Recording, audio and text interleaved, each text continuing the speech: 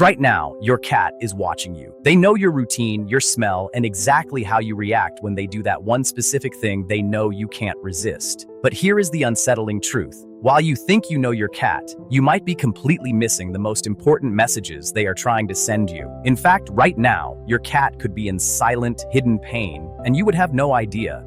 Most of us think that when a cat is in pain, it will cry out, limp, or make it obvious. But that's a dangerous assumption. See, your cat isn't just a pet. They are a direct descendant of a desert predator. For them, showing vulnerability or weakness is essentially a death sentence. And it gets even more interesting. They are hardwired by thousands of years of evolution to suppress any sign of discomfort. This means the most common beliefs about cat pain are often completely wrong. The subtle shifts in their daily routine that you dismiss as just they are getting older are often not about aging at all.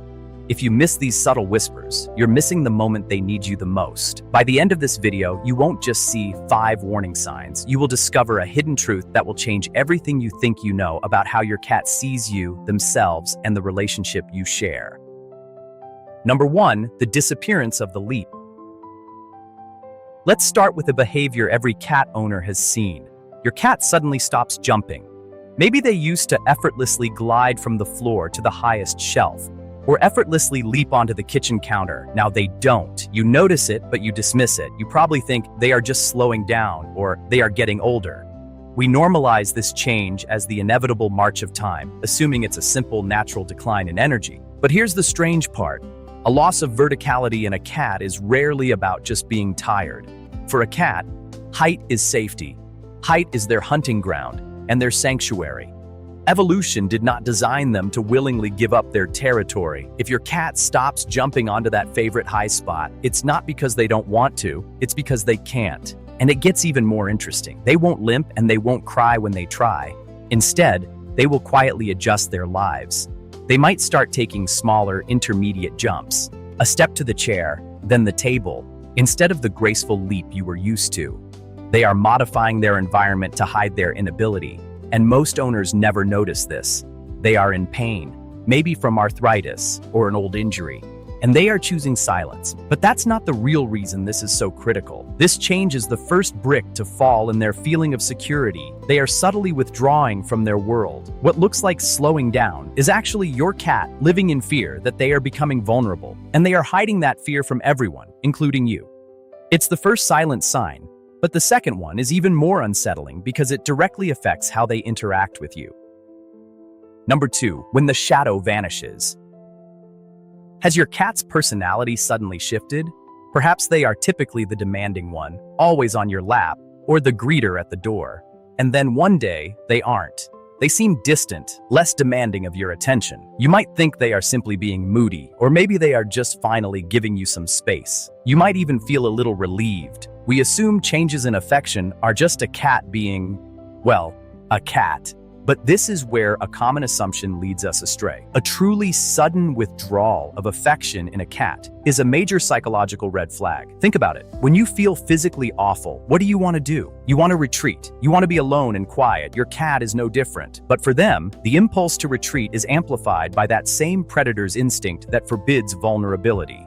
Most people never notice this because the shift can be so gradual. The cat who used to meet you at the door might now just be sleeping on the couch when you walk in. The one who slept by your head might move to your feet or even under the bed. They aren't avoiding you because they are angry. They are avoiding the world because they are suffering. They are essentially attempting to become invisible. They want to be undisturbed. They want the sensory input from the world, the sounds, the smells, and yes, your touch, to be minimized. If your affectionate shadow becomes a distant observer, don't write it off as a bad mood. It is a scream for help, delivered with a silence that is heartbreaking.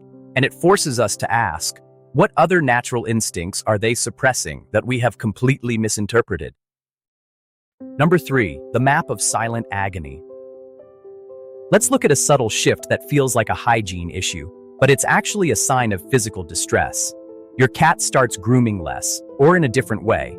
You might notice they have mats in their fur, or that the fur on their back looks spiky or messy. You might think they are just getting lazy, or maybe they just aren't as fastidious as they used to be. You might even find yourself saying, "Oh, they just have a bad case of bedhead today." We write this off as a minor quirk, and it gets even more interesting. Grooming is not just about cleanliness for a cat. It's a crucial behavioral and survival ritual. It redistributes oils, removes parasites, and keeps their scent profile low. If a cat stops grooming, it is never because they are lazy. It is almost always because the act of bending and twisting to reach certain spots is causing them pain. They are essentially self-managing their discomfort. The mats on their lower back, the one place they can no longer reach without shooting pains, those are the maps of their silent agony. They will only groom the easiest, least painful spots, and most owners never make the connection between the matted fur and the joint pain. They just see a messy cat. But that's not the real reason this matters. Grooming is also a way cats soothe themselves and bond with their environment. Losing the ability to groom is losing their primary tool for self-comfort. They are essentially cut off from their own language of calm. They feel dirty, unprotected, and constantly agitated by their own body. If they look neglected, it is almost certainly because they are suffering and they feel they are running out of ways to cope. But this distress doesn't always show up as a loss. Sometimes it shows up as an obsession. This deep understanding of their psychology is essential. If you want to know what your cat is really telling you when you aren't looking, you must learn to speak their silent language. We are uncovering the secret codes of your cat's survival instincts. If your cat does this too, you should like the video and subscribe to the channel. Most owners completely miss what it means. Number 4, when soothing becomes an obsession. Now consider the opposite. Your cat grooms obsessively. They lick one specific spot over and over, sometimes so much they cause a bald patch or even an open sore. You see this and think they have fleas. You check and there's nothing. Then you assume it must be allergies. We jump to external causes for a problem that is often entirely internal. But here's the strange part. Obsessive over-grooming, a behavior often known as psychogenic alopecia, is rarely just about an itch. For a cat, the act of licking and grooming releases a cascade of soothing, pain-reducing endorphins in their brain. It is their built-in self-medication system. When they groom excessively, they are attempting to numb a sensation. That sensation could be localized pain from a skin irritation, but more often than you would think, it is a referred pain from deeper inside the body, like a bad bladder or a tumor. They are licking the surface to try and fix what is happening underneath. The bald patch on their belly, it could be their way of signaling that something inside hurts.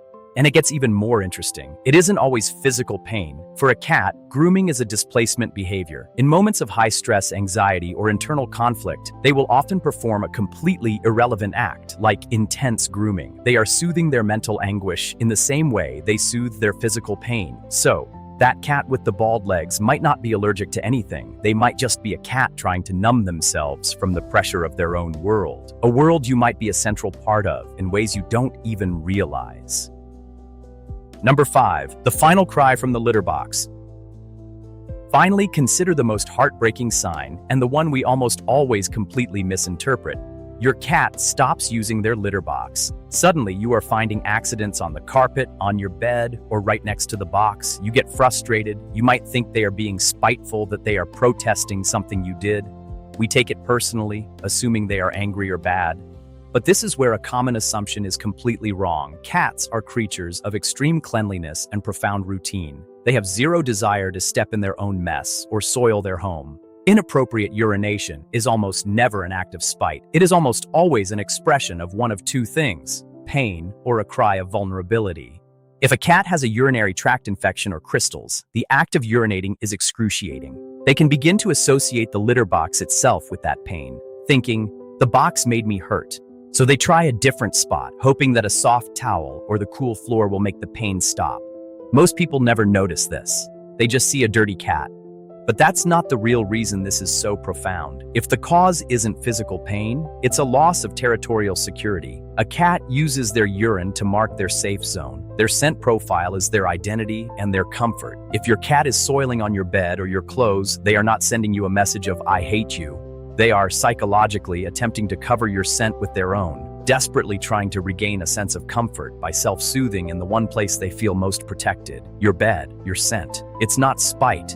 It's a terrified animal crying for help in the only ways they can.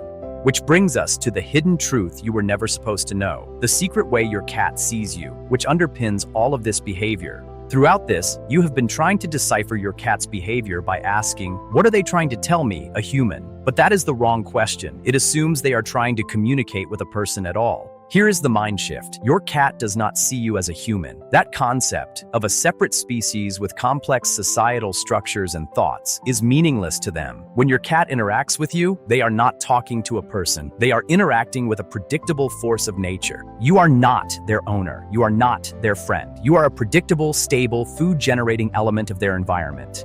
You are essentially a specialized form of territory. They have learned to study you because you are a resource they must understand to survive. They don't analyze your expressions. They analyze your patterns. They study your routine because it dictates their safety. They study the sounds you make because it tells them what you are about to do. They don't show you pain because to show pain to another creature is to invite danger. In their world, to survive is to be strong. To survive is to be strong silently. And they are continuing that silence, even when the relationship you have built is one you think is based on love. The bond we feel with our cats is profound, but we have to understand that the terms of that bond are written in the language of a survivor. They are survivors first and companions second. So when you notice your cat stops jumping, or they withdraw, or they become messy, we must reframe it all. They aren't just quirks of an aging pet. We must look at our territory, us, the force of nature they have decided to trust. Remember the hook of this video? The idea that your cat is in a silent agony you are completely missing. This is what it means. When they show you that sign of pain, they are not sending you a signal for you to help. They are engaging in a battle for survival and comfort, and we are just the backdrop. But we can be a conscious backdrop. By learning to see past our own human assumptions and looking at their world through the eyes of a creature who must be silent to survive, we finally learn to truly see them. Your cat may not see you as a human, but they do see you as safe. They have chosen you as their sanctuary. They don't need you to be their master, but they do need you to be their advocate. They need you to notice the whisper of a matted coat, the silence of a missing jump, and the subtle shift of an altered step. When you start to see that, you aren't just an owner. You are the guardian of their hidden world.